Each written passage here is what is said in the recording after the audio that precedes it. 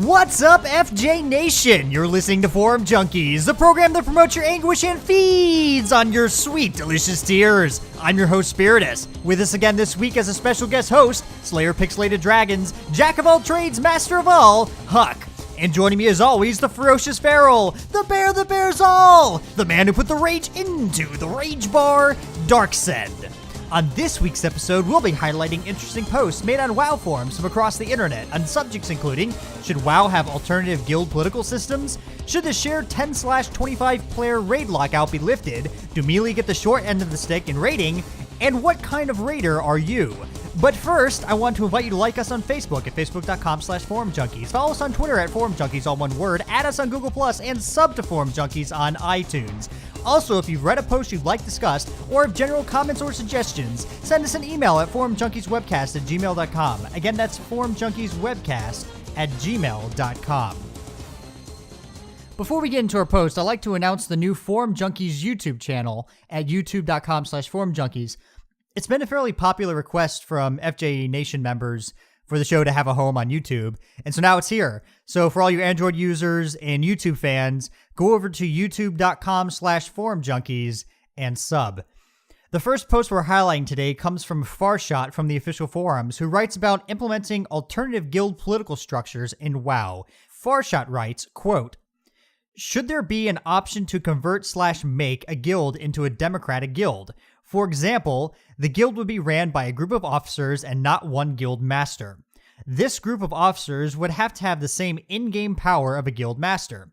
Major changes in the guild must be voted on in-game, like guild repairs, removing players from guild, promoting/demoting players, bank access, etc.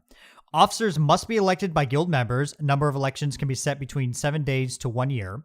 The first officers of a new democratic guild would be the founding members. Number of officers must be an odd number, and all officers would be required to have an authenticator. The only real benefits to have such a guild is that it can't be disbanded by one person, and guild members would have more in-game control and say in their guild." Again, that was Farshot from the official forums. I think this is an interesting, albeit exactly not new idea. I'm pretty sure Age of Conan has multiple political systems one can choose from when forming a guild, and I wouldn't be shocked if other games haven't tried it as well. But just to flex my useless knowledge muscle for a second, WoW guilds right now, as organized by the UI, can be pretty much described as a tribal political structure with a chief, elders, and followers. However, I can personally attest to the fact that not all guilds are run like a tribal system. So ultimately, what we're talking about here is a UI option. Because honestly, there really isn't anything stopping a guild from doing this now on a forum or something else. An idea like this would really just cement the idea of a different guild political structure in the UI. So what are your thoughts on this?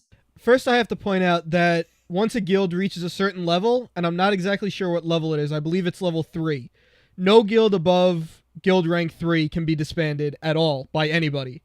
So I just want to point that out there for this poster. Mm-hmm. Second thing is, he starts off, and when I first started reading it, I get the sense that if it's a 25-man raid, he wanted all 25 people in the raid to be able to vote on every single thing, and then he sort of changes it to make it sound like 25 people vote on 5 officers, and then those 5 officers vote on everything else. So I'm not really sure where, exactly he's trying to go with this. I assume it's everyone votes for 5 or whatever officers, and then it goes from there, but he's kind of like confusing me with the way he's wording it.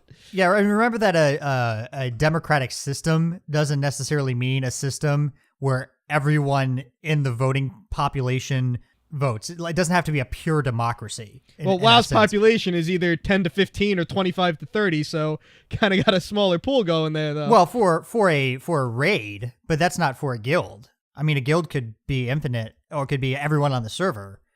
Just because, as I said, just because it is a democratic system doesn't necessarily mean it's a pure democracy.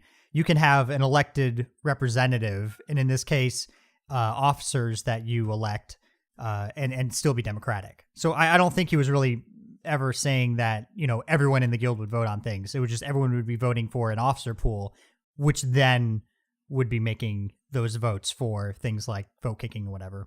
Fair enough. I've been in raid guilds so long I forget that guilds actually have more than 30 people in them.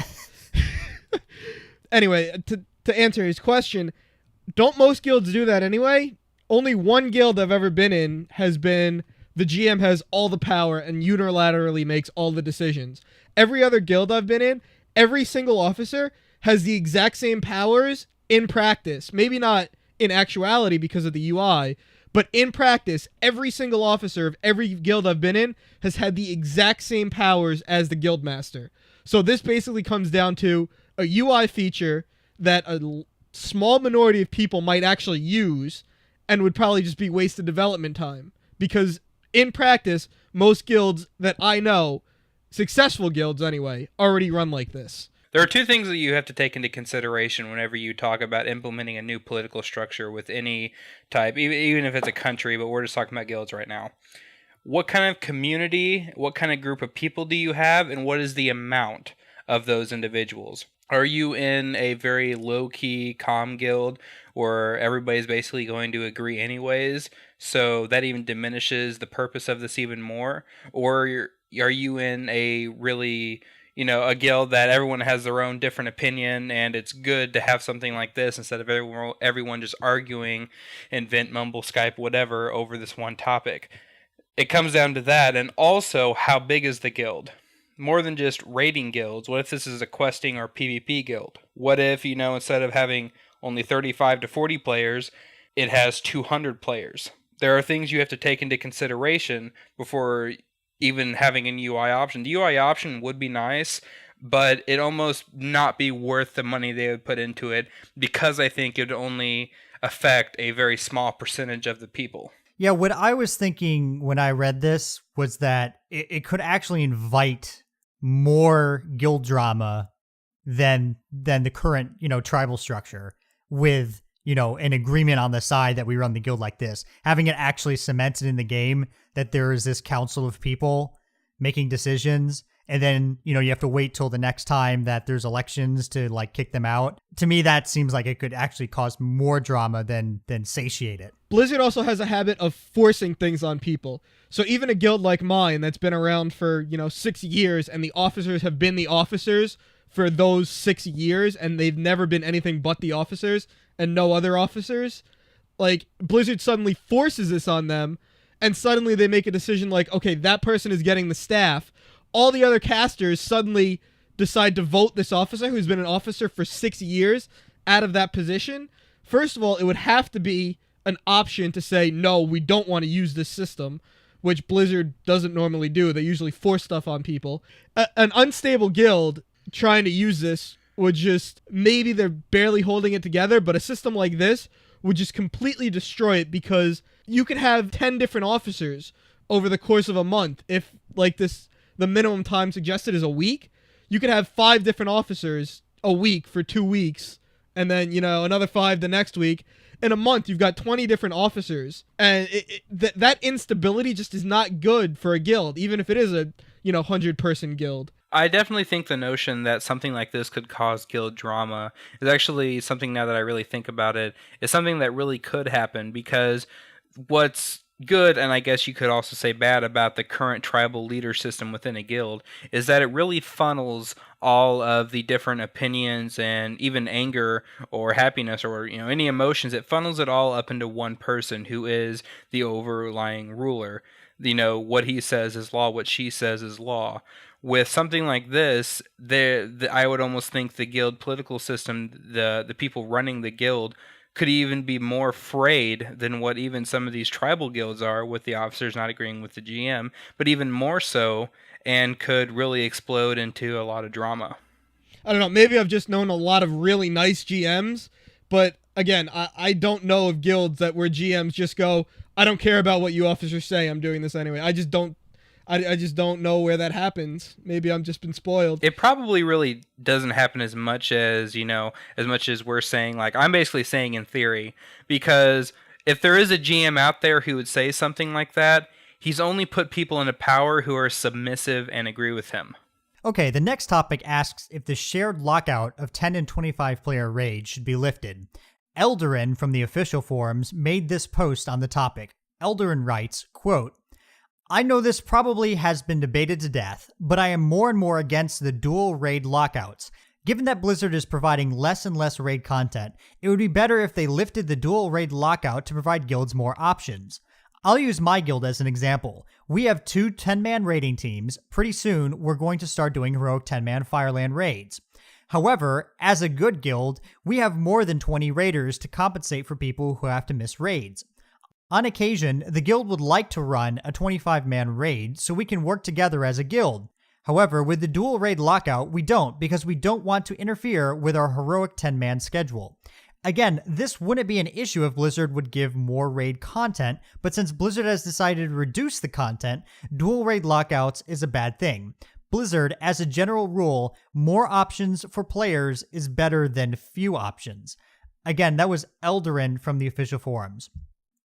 The very first thing I thought of when I read this post was, why the heck not? Because LFR is going to enable you to run the raid an unlimited number of times a week anyways. But then I remembered exactly why Blizzard implemented the system. The primary reason was due to the fact that 10s and 25s drop the same eye level in Cataclysm. So with LFR dropping a lower item tier level, or a lower item level rather, this really doesn't fly against their design that they stated when they implemented the dual raid lockout. But then I thought again, because there are tons of guilds out there that host primarily normal mode raids.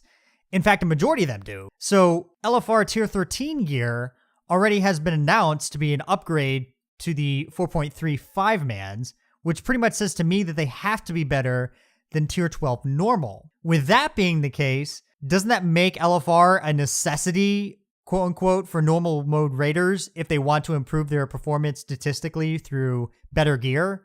Even hard mode raiders, though, like honestly, the well, set right, bonuses are that good, bonuses. And that if looking for raid drop sets, which I'm pretty sure they said they would, I hope they change that stance, because if they drop sets, I as a hard mode raider am going to take 9 other of my raiders, and we are going to run it, nonstop for a week on our downtime, and get our full 4 pieces. We will trade eye level for our 4 pieces because they are that good.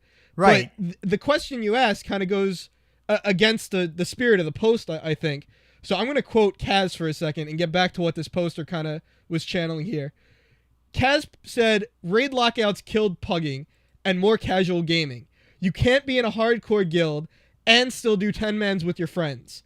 And that is a very real point, because there's that person who is in a guild as a casual member, last expansion, who would fill in, maybe 1 or 2 raids a week for an hour or 2 if someone had to leave early or if someone came late to a raid. And then on the weekend, after they filled in to the main raid during main raid times, on the weekend or whatever, they'd go and run a 10-man with their friends in the guild, which is the real reason they're in the guild in the first place. You can't do that anymore with that system. Mm-hmm. So people with more flexible schedules in their raids, I should say, it really hurt them because they can't have those standby members anymore whose main purpose for being in the guild is to run 10-mans with their friends.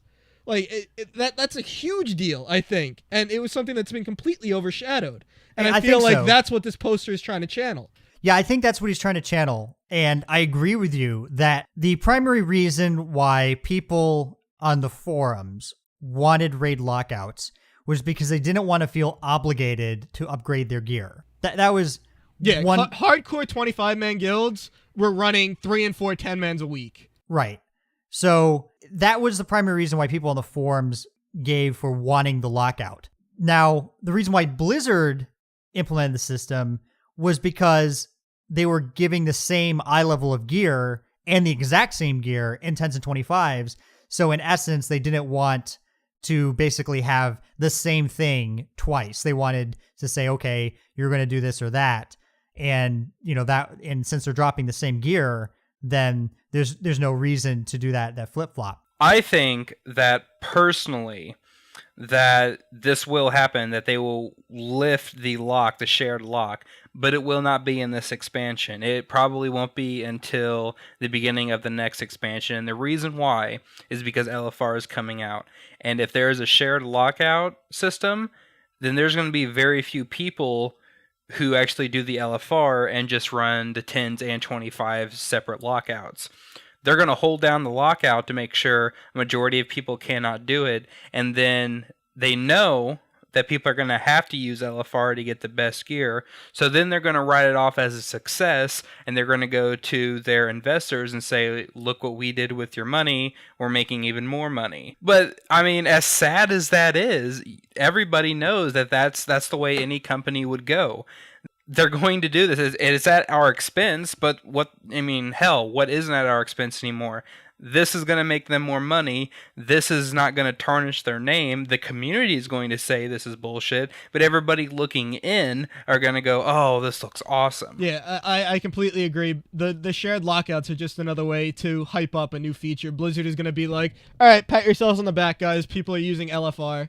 Yeah, that's the crazy thing, is that as Darksend mentioned, you're going to have the hardiest hardcores of the hardcores are going to be LFRing it up to get their 4-piece and downgrading their gear by significant eye level just to get it. You're going to have normal mode type guilds running it to get actual upgrades from their tier 12. And then you're going to have everyone else running it because it's rating but RDF. So everyone's going to run it. There's no reason to not run it. Let me rephrase that. There's every reason not to run it, but from a power gaming perspective, from wanting to improve your character statistically, there's every reason to run it. So yeah, I think that because there is LFR and you're going to be able to run it as many times as you want, it pretty much crushes the idea of not needing to run multiple versions of a raid per week to maximize the gear on your toon from pretty much everyone. To me, it seems like they had this design and they're like, we're going into Cataclysm and saying we're going to have these lockouts so people don't have to run multiple versions of the content.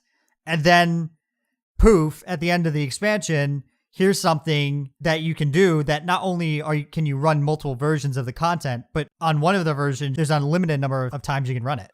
And that's kind of what Blizzard wants.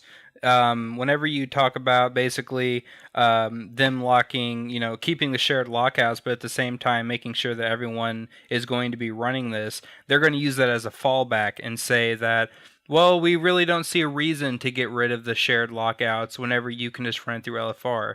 It's actually them, holy God, everybody. It's them preventing themselves from being backed into a corner. Well, our next topic asks if Melee get the short end of the stick in raiding. Gray Matter from MMO Champion writes, quote, there seems to be more and more of a focus on ranged in the recent raids. One just has to look at trade for guild and pug adverts. They are normally looking for tanks, healers, and ranged in that order. Healers and tanks seem to have switched around more recently. Almost no one looks for melee. 10-man runs, non-HC, have 3 ranged and 2 melee. You can get away with 4 ranged and 1 melee, but it's far tougher with 2 ranged and 3 melee. I know GC said that melee would be getting a buff, but that doesn't change the fights being suited towards ranged. There are certain things that ranged can do that melee can't, hunters aside. I'm not talking about DPS, as Blizz sees that as a problem. I'm talking about mechanics. Again, that was Gray Matter from MMO Champion. I've had this discussion with Huck off the air, and it does seem like Firelands seems to prefer ranged DPS over melee. Do you guys think this is a warranted criticism? And if so, what do you think that the developers can do to correct it in 4.3? Well, they need to stop being lazy, for one. I've talked about this before when we were talking about nerfs and stuff. They're blanket buffing melee instead of looking at the reasons why the community feels. Because we're sorry for picking this topic, guys, because we know this has been beaten to death this entire expansion. I love shooting dead but horse. The fact is, the community, it's been beaten to death because the community feels that it's true, and it keeps coming up. Blizzard needs to look at the reason why, like on a fight-by-fight basis, why do people feel ranged are better than melee? If you look back to the first kill on Heroic Council last tier, they didn't have a single melee. All their melee were either on alts or sitting out for a ranged class. They made a hotfix, and then you wanted exactly X ranged, and then the rest melee because melee suddenly became the best for that fight. Things like that are what Blizzard needs to do as far as mechanics. Not across every fight, blanket buffing melee. They need to look at every mechanic on every fight and figure out, can this be changed a little so it doesn't favor melee or ranged? I just am strongly against them doing anything blanket because it usually doesn't work out well, and it's usually either over or under, and then if it's under, they just make it an even bigger problem than it was before they did anything, and if it was over, then it becomes you don't even want them at all. Like, it's whichever way you go, it's pushing the side that was favored out by enormous amounts because they overdo it every time. They need to focus on specific mechanics, and that's something that Blizzard has shown a real reluctance to do this expansion. I think Mr. Ghostcrawler actually made an excuse without him even knowing it whenever he posted, whenever he was talking about the blanket buffing melee, and that's through like the Abomination's Might and True Shot Aura with 10% additional attack power to melee, but hunters don't get additional 10%, and nobody else gets any buff like that. And what he had said is we think in PvP the damage from melee is fine, and in even some cases too high. And then he actually went on to say about Fury Warriors, which kind of threw off a spark in my head because Swifty just made a video on YouTube about him critting, 370k with a Bloodthirst through full resilience, something like that. Then I guess Blizzard just kind of looked at that and said, okay, well, why don't we just buff him this way so it doesn't affect them in PvP? The problem with it is blanket buffing is just a band-aid for a much bigger problem, just like Darksend just said. What they need to do what Rift did. And I know it's a dirty word in the WoW community, but they need to do what Rift did and make PvP talent specs, not just like little bitty talents, actual trees, and then they need to make the PvE ones. And as soon as you enter a battleground arena rated BG, you immediately switch to those. That way they can fix this in PvE raids. But that's only one option to fixing it. The other option is for them to change the encounters. The reason why Ranger much more prefer this expansion more than any other is because the encounters have a lot of clumping AE spells. Look at especially Heroic Maloriak is the biggest cluster F I've ever seen. When the Black Tar phase comes out, melee basically, they might as well find a spot in the room and just stand there because that stuff stacks too high. And that's just one fight. There are many fights like that. And there are even a few fights in the new upcoming 5-mans if I read the dungeon journals correctly. The problem is this is more of a content, this is more of a raid design issue more than it is a class design issue. But there is still an argument for there's a class design issue. Me and Spiritus off the air were looking at many different parses and such like that. And on the most patchwork fight of Cataclysm, Balrog, there are Glad you still brought that up. many more ranged. I believe it's, of course, Arcane Mage at the very top, followed by Shadow Priest, Affliction Warlock, and Boomkin. And then the rest of the melee are all below them, with the rest of the range still in the loop with the rest of them. There is a class design flaw that needs to be fixed, and this little 10% band-aid will not fix it. Well, I'm glad you brought up Balrog, but I want to point out those numbers are probably more recent, where a lot of people, those parses have staves now. If you look back to when, and you mentioning PvP brought this up for me, when you look back to when we were first starting Balrog, that very first week of hard modes, people were saying, well, you should buff rogues. And then people said, well, you can't buff subtlety because PvP. If you looked at subtlety, or you have to buff subtlety rogues, but because their damage is so low, but you can't buff them because they're too good in PvP. Subtlety rogues at the time were the absolute highest internal spreadsheet and simulation DPS out of any spec in the entire game. Yes, subtlety rogues. And no one could believe it.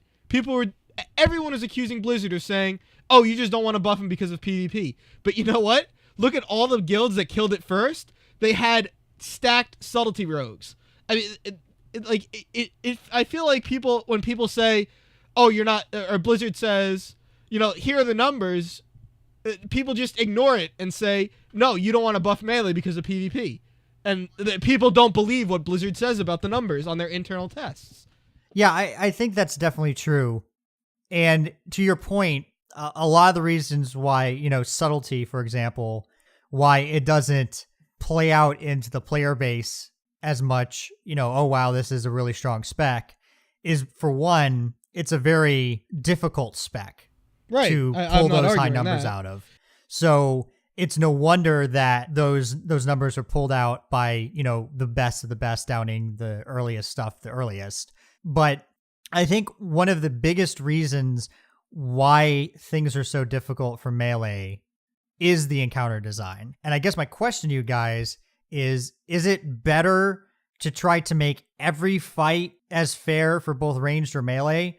Or is it better to have fights where you have, some fights favoring range, some fights favoring melee? Because in the past, I can definitely remember fights where, as a healer, I was out with the ranged, and the melee were just sitting there, lol, hitting their buttons, and they had no responsibility whatsoever except for DPSing, and the ranged were running around like chickens with their heads cut off and trying to dodge I-beams. So what's best? Is it best to try to, balance it out as far as, this fight's good for range, this fight's good for melee? Or is it better to balance it out, to try to make each encounter equally as hard? 2 expansions ago, I would have said it doesn't matter. But in the way the current game is, if you do that, you're going to see the top guilds, and from fight to fight, you're going to see different kill shots and different members of every single kill shot. And then you look closer and you realize, okay, wait a minute. Similar name. Oh, that's his ult. And then he's back on his main for that fight. And he's back on his ult for the next fight. Oh, that guy, and that guy. They're all on ults here and mains here. But then ults again. And every single person is going to have a melee main and a ranged main if they try to balance it. This fight is for ranged and this fight is for melee.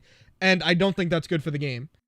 All right, our final topic asks, what kind of raider are you? Magepwnyou, and yes, I'm not making that up, from the official forums wrote a total of 15 questions that will supposedly determine what type of raider you are. I thought it would be fun to go through all 15 and kind of have us all answer each question with a sentence or two, kind of like a lightning round, so to speak. So we'll go Huck, then me, and then Darksend. You guys ready? No. Magepwnyou asks, 1.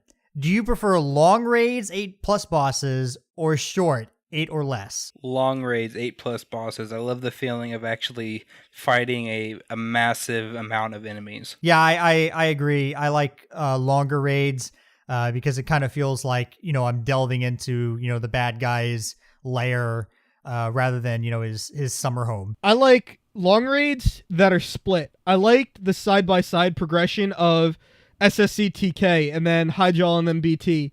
Not so much last tier because Alec here was just kind of weird, but usually I like longer raids that are split into 2 different instances.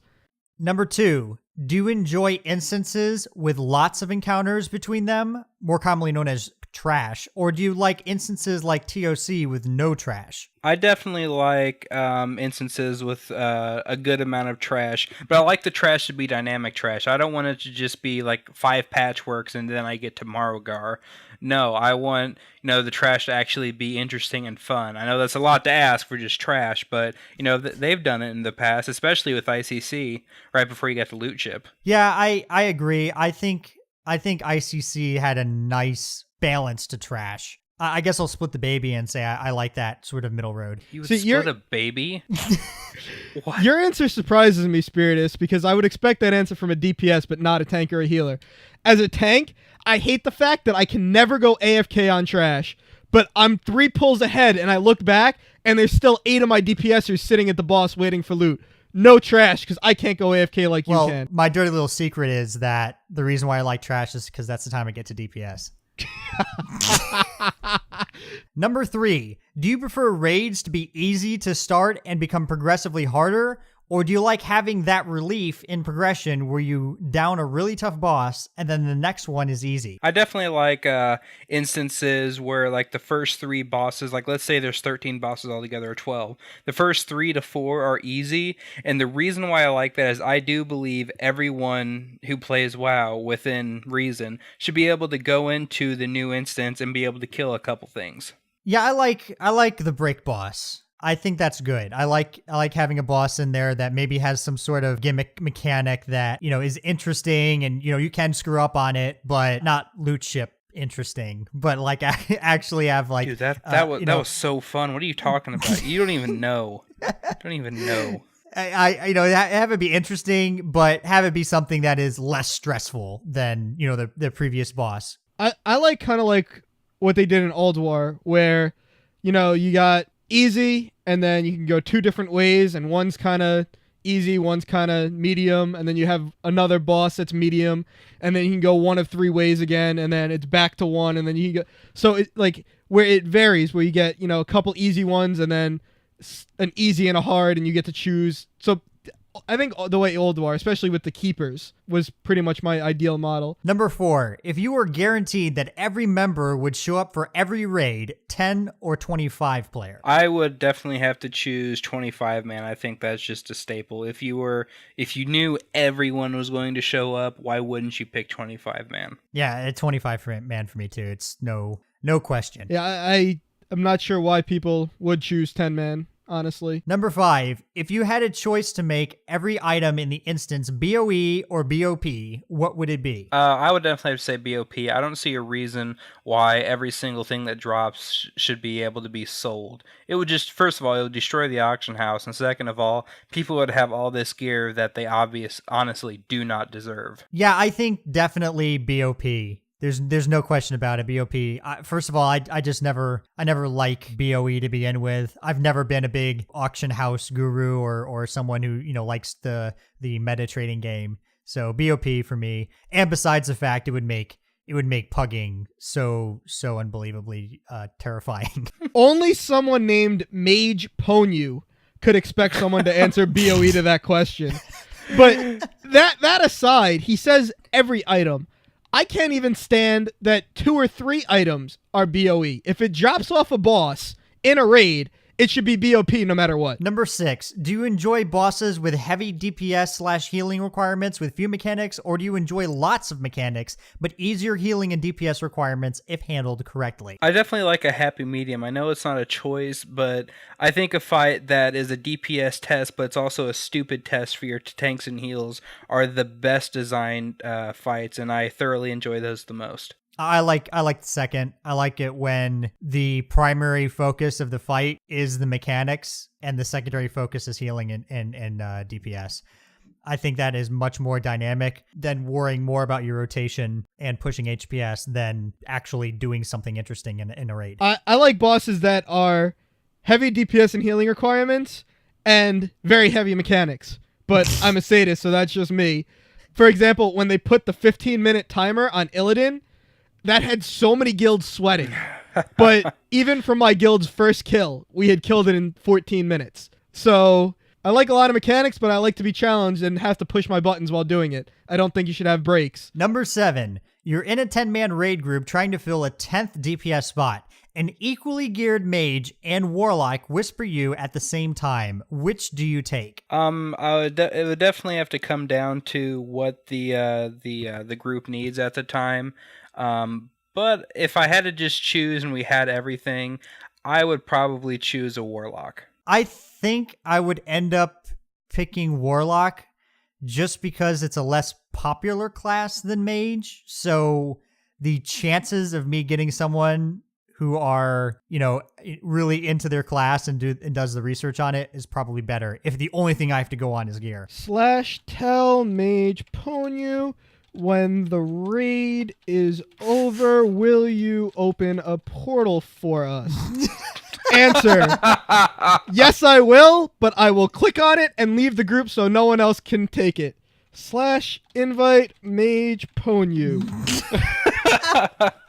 Number 8. You're in a raid playing the same role as another player who is the same class, near or above you in gear, but is performing worse than you. Do you say something? I definitely would not say anything.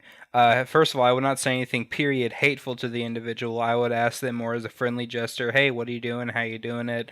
And it would wait till after the raid. I would not just bring it up during heroic rag. There's a time and a place, and that is not the time nor the place. Yeah, you stole my answer. What?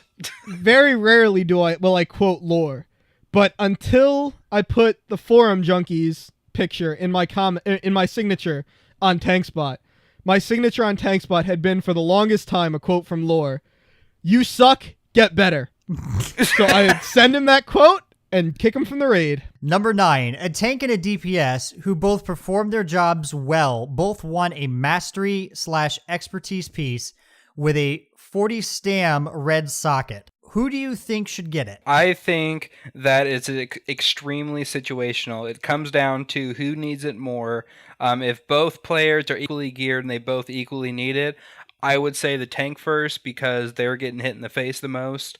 But, it's, like I said, very, very, very situational because this causes so much drama in so many guilds. Yeah, I just as a general principle, whenever I have run a guild or a raid or been a part of a guild, it just seems like general principle to gear the tank first. So if they're equally geared, then and the tank sees that as an upgrade, and it, it's good for them. It's not something they're just going to replace with tier. Then yeah. /whisper tank. You suck, get better because you already have your 4-piece and your helm is one of them.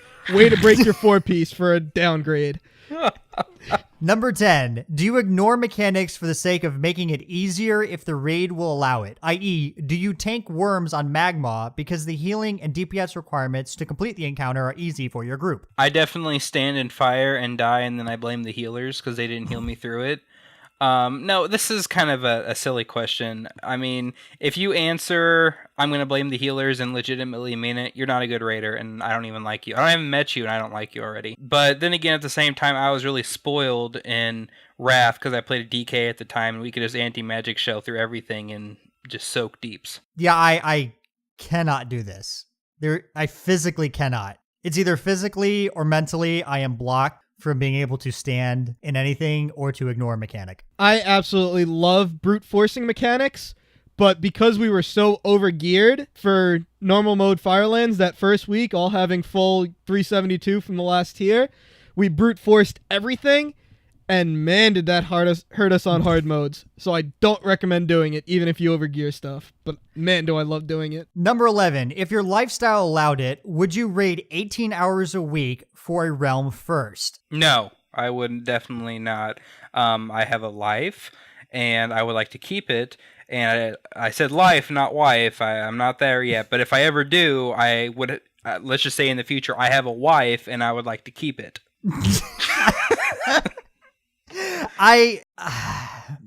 Not a realm first. No, I would not raid 18 hours a week for a realm first. I would raid 18 hours a week for a world first, but not a realm first. World first do 18 hours in a day, the day content release, just FY. But let's see.